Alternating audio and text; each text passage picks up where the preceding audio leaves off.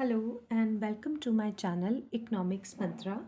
आज के इस वीडियो में हम करेंगे Samuelson theory of trade cycle का पार्ट 2 के बारे में, जिसमें हम पढ़ेंगे सैमुअल्सन के बताए हुए टाइप्स ऑफ फ्लक्चुएशंस और इस थ्योरी की कुछ क्रिटिसिज्म के बारे में। इस थ्योरी के पार्ट 1 के वीडियो में मैंने इस थ्योरी का बेसिक पार्ट और उसकी इक्वेशन के बारे में बताया है, और आज इस वीडियो में हम टाइप्स ऑफ फ्लक्चुएशंस के बारे में पढ़ेंगे। जैसे कि पिछले वीडियो में मैंने बताया था कि प्रोफेसर सैमुअल्सन ने अपनी थ्योरी में ये बताया कि ट्रेड साइकिल्स आने का जो रीज़न है वो है मल्टीप्लायर और एक्सेलरेटर का इंटरेक्शन।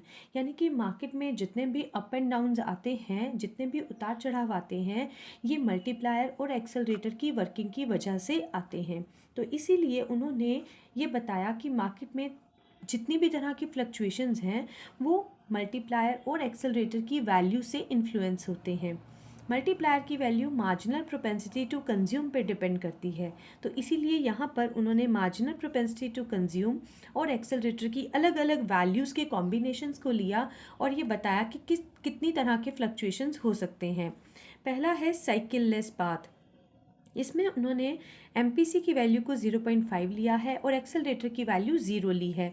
इट मीन्स यहाँ पर एक्सेलरेटर कोई काम नहीं करेगा, यहाँ सिर्फ मार्जिनल प्रोपेंसिटी टू कंज्यूम की वैल्यू है, यानी कि सिर्फ और सिर्फ मल्टीप्लायर वर्क कर रहा है। तो ऐसे केस में सिर्फ मल्टीप्लायर काम कर रहा है, तो जब इन्वेस्टमेंट इंक्रीज होगा तो इनकम कई गुना बढ़ेगी, लेकिन वो धीरे धीरे स्लो हो जाएगी। ऐसा इसलिए क्योंकि एक्सेलरेटर यहाँ कुछ भी वर्क नहीं कर रहा, तो मल्टीप्लायर का इफेक्ट कुछ टाइम तक रहेगा और धीरे धीरे फिर वो स्लो डाउन हो जाएगा।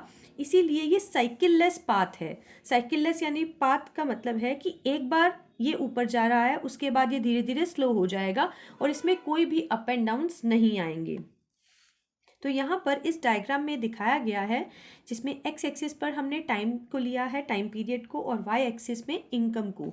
तो ये डायग्राम ये दिखा रहा है कि इनकम किस तरह से वेरी करेगी। सेकेंड फ्लक्चुएशंस उन्होंने बताया डैम्प्ड फ्लक्चुएशंस। इसमें उन्होंने MPC की वैल्यू को 0.5 लिया है और एक्सेलरेटर की वैल्यू को 1 लिया है। डैम्प्ड का मतलब है कि इनकम पहले बहुत तेज़ी से बढ़ेगी, उसके बाद धीरे धीरे स्लो डाउन हो जाएगी। तो इसीलिए यहाँ वाई एक्सिस पर इनकम और एक्स एक्सिस पर जो हमने टाइम पीरियड को लिया है, और बीच में इन्होंने ये एक इक्विलिब्रियम की लाइन जो है वो लगाई है। ये एक स्टेबिलिटी की लाइन है जो इकोनॉमी के एक स्टेबल लेवल को दिखाता है।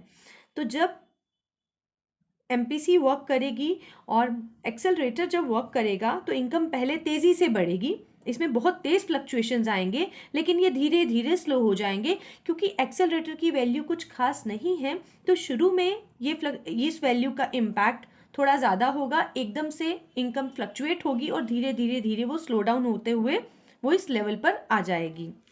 नेक्स्ट है कांस्टेंट फ्लक्चुएशंस। इसमें उन्होंने मार्जिनल प्रोपेंसिटी टू कंज्यूम की वैल्यू 0.5 ली है और एक्सेलरेटर की वैल्यू को 2 लिया है। तो यहाँ पर फ्लक्चुएशंस कांस्टेंट हैं। कांस्टेंट का मतलब ये है कि इनकम इस स्टेबल लाइन से जितना ऊपर जाएगी उतना ही नीचे, अगेन फिर उतना ही ऊपर जाएगी, उतना ही फिर से नीचे होगी। यानी कि ये जो अप एंड डाउन्स आएंगे ये सेम एम्पलीट्यूड के होंगे।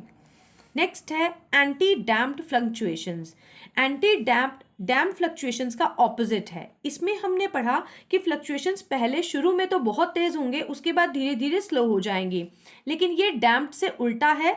यानी कि यहाँ पर हम ये दिखाएंगे कि फ्लक्चुएशंस शुरू में स्लो हैं, उसके बाद बहुत तेजी से इनकम फ्लक्चुएट होगी। और यहाँ पर हमारी MPC की वैल्यू 0.5 है और एक्सेलरेटर की वैल्यू जो है वो 3 है। फिफ्थ फ्लक्चुएशन है साइकिल लेस एक्सप्लोजिव पाथ, जिसमें उन्होंने MPC की वैल्यू 0.5 और एक्सेलरेटर की वैल्यू 4 ली है। यहाँ पर एक्सेलरेटर की वैल्यू काफ़ी हाई है और MPC भी 0.5 है, तो मल्टीप्लायर की वैल्यू भी काफ़ी हाई है। तो दोनों की काफ़ी हायर वैल्यूज़ हैं, जिसकी वजह से ये बहुत तेज़ी से इंटरैक्शन होगा इनका, और ये इनकम को बहुत तेज़ी से ऊंचाइयों पर लेते जाएंगे। तो इसलिए यहाँ पर इनकम का जो कर्व है वो ऐसे बनाया गया है। इसमें भी साइकिल्स नहीं होंगे, यानी कि ये एक ही रफ्तार में एक ही डायरेक्शन में जा रहा है, यानी कि इनकम के नीचे आने का कोई चांस नहीं है। क्यों नहीं है? क्योंकि मल्टीप्लायर और एक्सेलरेटर की वैल्यू काफ़ी हाई होने वाली है, तो ये काफ़ी इनकम को हाई लेवल पर लेकर जाएंगे। तो इसीलिए इसे एक्सप्लोसिव पाथ कहा गया है, यानी कि इनकम एक एक्सप्लोसिव रेट पर बढ़ते चली जाएगी। तो ये 5 तरह की फ्लक्चुएशंस इस थ्योरी में बताई गई हैं। इस थ्योरी में कुछ क्रिटिसिज्म भी इसके बताए गए हैं। इस थ्योरी को कुछ इकोनॉमिस्ट ने क्रिटिसाइज भी किया है, क्योंकि इसमें कुछ ऐसी अजम्पशंस हैं जो रियलिटी में अप्लाई नहीं होती हैं। तो पहला इसको जो क्रिटिसाइज किया गया है वो बताया गया है कि ये थ्योरी प्रैक्टिकली एप्लीकेबल नहीं है, इसीलिए इसको इम्प्रैक्टिकल बोला गया है। क्योंकि इस थ्योरी में बार बार यही बताया गया कि अगर मल्टीप्लायर और एक्सेलरेटर की वैल्यूज हायर हैं तो इन्वेस्टमेंट के बढ़ने पर इनकम काफ़ी तेज़ी से बढ़ेगी, लेकिन हमेशा ऐसा हो ज़रूरी नहीं है, क्योंकि इनकम सिर्फ इन्वेस्टमेंट पर डिपेंड नहीं करती है। इनकम का बढ़ना और भी बहुत सारे फैक्टर्स पर डिपेंड करता है।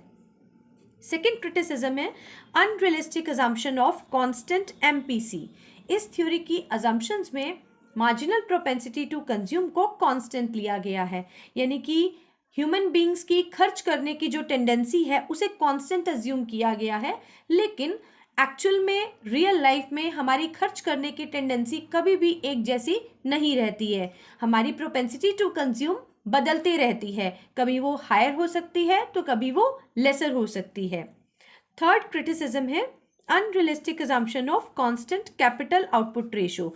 इसे हम एक्सेलरेटर भी कह सकते हैं। इस थ्योरी में अजम्पशन लिया गया है कि एक्सेलरेटर की वैल्यू कांस्टेंट है, यानी कि कैपिटल आउटपुट रेशो कांस्टेंट रहेगा। बट कैपिटल आउटपुट रेशो हमेशा कांस्टेंट हो ऐसा ज़रूरी नहीं होता है, बिकॉज कैपिटल आउटपुट रेशो यानी कि एक्सेलरेटर टेक्नोलॉजी पर डिपेंड करता है, और टेक्नोलॉजी हमेशा चेंज होती रहती है। डे टू डे हम देखते हैं कि नई टेक्नोलॉजी मार्केट में आ जाती है, जिसकी वजह से कैपिटल आउटपुट रेशो वेरी कर सकता है। तो यहाँ पर ये जो अजम्पशन ली गई है इसकी कॉन्स्टेंसी की, वो गलत है। तो इन पॉइंट्स पर इस थ्योरी को क्रिटिसाइज किया गया है। तो यहाँ पर Samuelson theory of trade cycles complete हो जाता है।